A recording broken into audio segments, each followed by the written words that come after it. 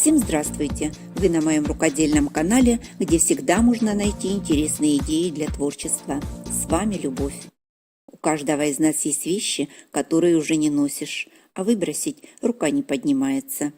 Трикотажные кофты. Мягкие, уютные, уже ношеные, но еще с большим потенциалом. Сегодня буду шить одеяло из вещей, которые так и могли бы остаться лежать в шкафу. К трикотажу добавлю рубашки и блузы. Все собрала в черно-белых тонах. Такое сочетание всегда выглядит эффектно. Их я уже распорола и подготовила к пошиву. Утеплять одеяло буду силиконизированным синтепоном. У меня плотность 100 грамм на метр. Основой для одеяла будут квадраты. Вырежу из плотной бумаги шаблон 22 на 22 сантиметра и буду его использовать при раскрое деталей. Начну с трикотажных вещей. Не то чтобы они были очень старыми, их просто не захотели больше носить. Кому-то надоели, кто-то купил более модный вариант. Мои знакомые знают о моем хобби и несут мне свои ненужные вещи на переработку, а я им даю вторую жизнь. Молния здесь отличная, срежу ее и приведу в порядок, когда будет время. А пока разрежу изделие на отдельные детали. Все, что может пригодиться в других проектах, сохраню. Швы просто срежу.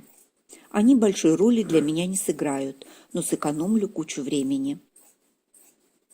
На широкой подгибке швы распускала. 2-3 сантиметра, думаю, стоит сохранить. Все детали обязательно хорошо разглаживаю с паром. Больше такой возможности у меня не будет. На некоторых деталях оставила соединительный шов. Трикотаж хорошо поддается влажно-тепловой обработке.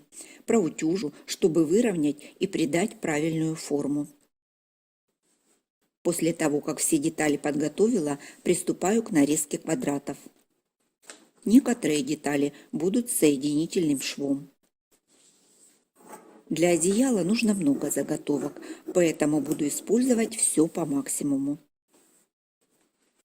Выбираю оптимальный вариант расположения, обвожу шаблон по контуру и вырезаю.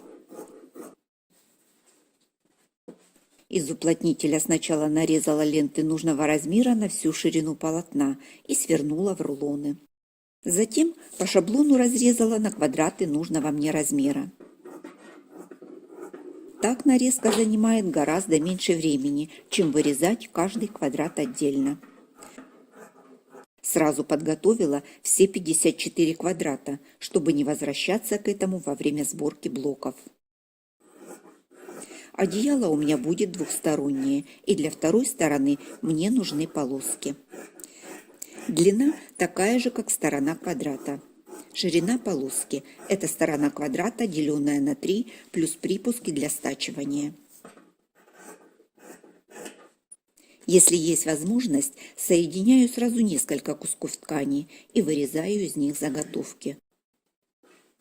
Если такой возможности нет, делаю разметку для каждого куска ткани отдельно. Это, конечно, занимает много времени. Не знаю, как люди шьют одеяло за вечер. Чтобы нарезать все заготовки на обе стороны, я потратила целый день.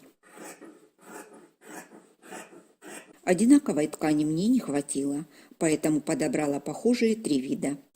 Количество получилось разное, но каждого вида вместе по 54 полоски. Трикотажных квадратов тоже разное количество по цвету, всего 54 штуки. Чтобы максимально использовать трикотаж, некоторые квадраты собирала из 2 половинок. И это, на мой взгляд, не сильно бросается в глаза. Вот этот трикотаж самый мягкий и подвижный. Чтобы упростить сборку, края проклеила полоской флизелина. Подготовка закончена. Можно переходить к сборке блоков. Они будут двухсторонние. Кладу трикотажный квадрат изнанкой кверху. Добавляю синтепон. С одной стороны квадрата кладу полоску лицевой стороной кверху так, чтобы она перекрывала край на пару миллиметров. Накрываю второй полоской лицом к лицу. Зафиксирую для надежности все слои булавками. Соединять буду обычной прямой строчкой. Длина стежка 2,5 мм. Использую тефлоновую лапку, она легко справляется с этой задачей. Чтобы ускорить процесс, собираю сразу много заготовок, насколько хватает булавок, и сшиваю одну за другой. Затем гирлянду разрезаю на отдельные блоки. Снимаю булавки, отгибаю верхнюю полоску, хорошо придавливаю по шву и разравниваю. Сверху кладу еще полоску лицом к лицу и опять закреплю булавками. Иду на машину и соединяю все слои вместе. Снимаю булавки, отгибаю полоску, все равняю, и блок готов. Осталось соединить срезы по контуру. Можно предварительно сделать разметку и по ней прокладывать строчку.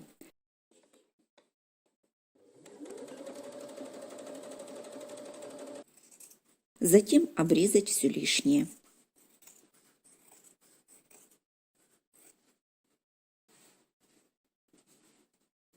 Если же у вас есть опыт в пошиве, можно обойтись и без разметки.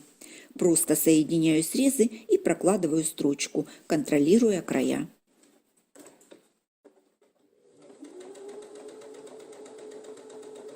С одной стороны блока у меня рубашечная ткань идет с запасом, и срезы не совпадают.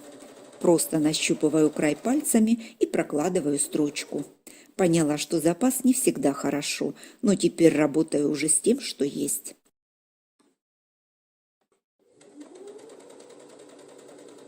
Как видите, результат ничем не хуже предыдущего, так что этот вариант тоже рабочий.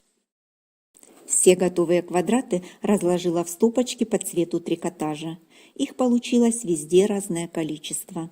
2 квадрата сделала на запас, может пригодятся при сборке рисунка. В этом варианте сборки блоков использую материалы разные по плотности. Трикотажная ткань тянется, а рубашечная нет, и эти ткани прекрасно дополняют друг друга. Трикотаж придает мягкость изделию, а рубашечная ткань стабилизирует блок и упрощает работу при сборке полотна. В итоге одеяло будет держать форму и при этом останется мягким и уютным. С таким блоком справится даже начинающая рукодельница. Из подготовленных квадратов соберу полотно и начну сборку с нижней стороны. Хочу, чтобы обе стороны одеяла выглядели интересно. Количество квадратов разное, поэтому собрала вот такой вариант. Переверну квадраты на другую сторону и расположу один полосками вдоль, второй поперек, и так до конца ряда. Следующий ряд собираю в шахматном порядке. Если присмотреться, из полосок в клетку получается узор через все полотно. Каждый ряд соберу в стопочку. Каждой приколола номер, чтобы не перепутать их при сборке. Сторона, к которой приколола бирочку, это начало ряда. С противоположной стороны буду начинать сборку. Кладу 2 соседних блока рядом. Складываю изнанку с изнанкой. По краю добавляю соединительную полоску, совмещая все срезы. Соединительные полосы нарезала из рубашки черного цвета. Ширина полос 4 см. Соединила их под углом 90 градусов, чтобы при стачивании швы не совпадали. Полосок заготовила много. Исходя из моего небольшого опыта, их понадобится больше, чем кажется на первый взгляд. Чтобы было удобнее работать, полоски сразу заутюжила пополам. На соединениях срежу лишнюю ткань. Соединяю блоки прямой строчкой. Припуски на ширину лапки. По краям ставлю закрепки. Блоки разворачиваю и отгибаю соединительную полоску. Закреплю второй край на соседнем блоке. Прокладываю строчку у самого края полоски. При стачивании блоки слегка растягиваю в стороны. Обрезаю лишнюю соединительную полоску, и все готово. С обратной стороны соединение выглядит тоже аккуратно. Не забудьте взять нитку подходящего цвета. В моем случае они разные с двух сторон. Ряды собираю попарно. Блоки выравниваю и по верхнему срезу, чтобы не было перекосов. Фиксирую зажимом и пришиваю соединительную полосу. При таком методе сборки большая часть полотна лежит на столе. Под машиной только блоки, которые в работе. Блоки я не скалываю, соединять их легко. Отрезаю предыдущий ряд и соединяю дальше. Когда эти ряды готовы, беру в работу следующие два ряда.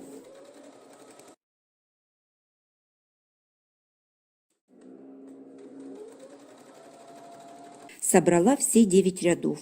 Бирочки пока не снимала, чтобы не перепутать начало ряда. И уже на этом этапе мне все нравится. Дальше соединю ряды между собой. Складываю тоже изнанка к изнанке, совмещаю швы и фиксирую булавками. Хоть полотно и объемное, делать это совсем не сложно.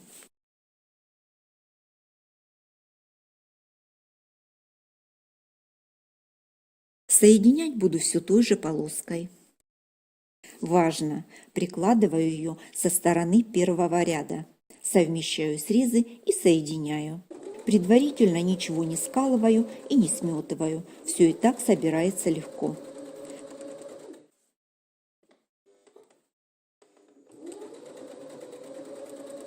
Отогнула полоску на сторону второго ряда и закрепила строчкой. Прикладываю следующий ряд и продолжаю сборку. Для стачивания использую тефлоновую лапку. На этом этапе она справляется хорошо. Припуски на ширину лапки. При соединении рядов образуются утолщения, укорочу их. Делаю это намеренно маленькими ножницами, большими могу срезать и лишнее. Достаю нижний ряд, отгибаю полоску и завожу полотно под лапку. Смотрите, готовое полотно остается на столе, под машиной только один блок. Так можно собирать одеяло на бытовой машине без особых усилий.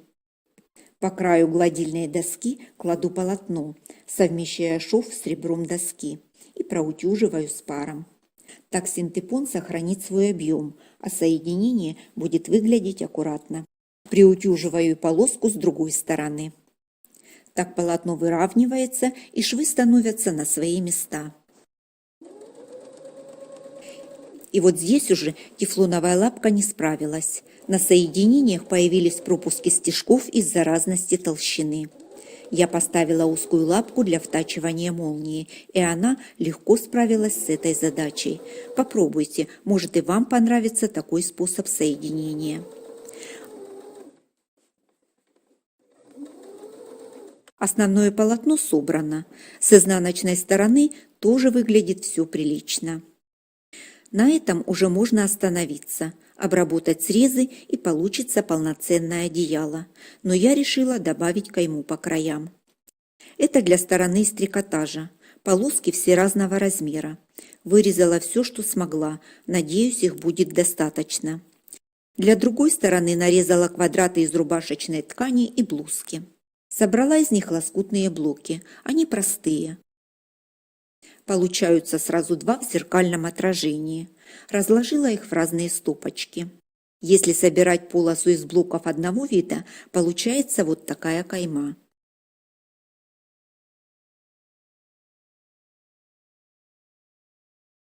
Из второй стопочки кайма получается в зеркальном отражении.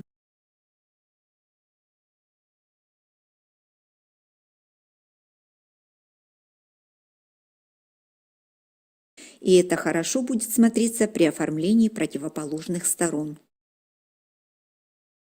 Если собирать полосу сразу из двух видов квадратов, получается оригинальный рисунок, который тоже подойдет для каймы. Из таких простых блоков получается такая красота. Кайма тоже будет с утеплителем. Нижний слой синтепон. Дальше полоса из трикотажа лицом кверху. Заметьте, она на 1 см уже лоскутной полосы. Кладу полосу лицом вниз и соединяю все слои булавками. По краю проложу соединительную строчку, припуски на ширину лапки. Строчку прокладываю со стороны лоскутной полосы, она придаст стабильность и кайма будет ровная. Отгибаю лоскутную полосу, огибая ей синтепон и соединяю срезы. Получается небольшой перекат, и изнанка не будет выглядывать на другую сторону. Закреплю обычной прямой строчкой. Лишний синтепон не обрезаю, заправляю его между слоями ткани. Строчку прокладываю тоже со стороны лоскутной полосы, чтобы кайма не растягивалась.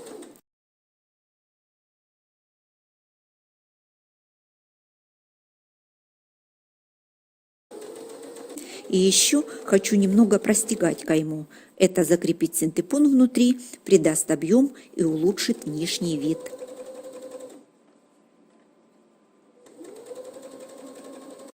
Приготовила кайму для всех 4 сторон. Смотрится хорошо, объемная, и что нравится, край тоже имеет объем. Сначала пришью кайму по длинной стороне одеяла. Затем добавлю по короткой стороне. Прикладываю кайму к нижней стороне одеяла, чтобы трикотаж был к трикотажу. Сверху кладу соединительную полосу белого цвета и прокладываю строчку. Ширина полосы 5 см, заутюженная пополам. Кайму отогнула, проутюжила, срезала утолщение на соединениях рядов. Отгибаю полосу на сторону основного полотна и закреплю ее строчкой. Ширина каймы сохранилась, рисунок на ней не пострадал. Белая полоса отделила кайму от основного полотна. Одеяло готово. Размер готового одеяла 2 метра в длину и 1 метр 40 сантиметров в ширину. Оно получилось именно таким, как я задумывала.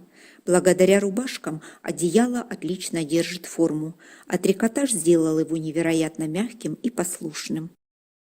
Самый приятный момент – это когда можно укутаться в результат своего труда, сесть на диван и выпить чашечку заслуженного кофе. Создавать уют своими руками совсем не сложно. Спасибо, что были со мной. Надеюсь, вам было интересно. Если вам близки такие переделки, заходите. Впереди еще много интересных идей. Хочу поблагодарить спонсоров, которые нашли возможность поддержать развитие канала. А я на этом с вами прощаюсь. До новых рукодельных встреч!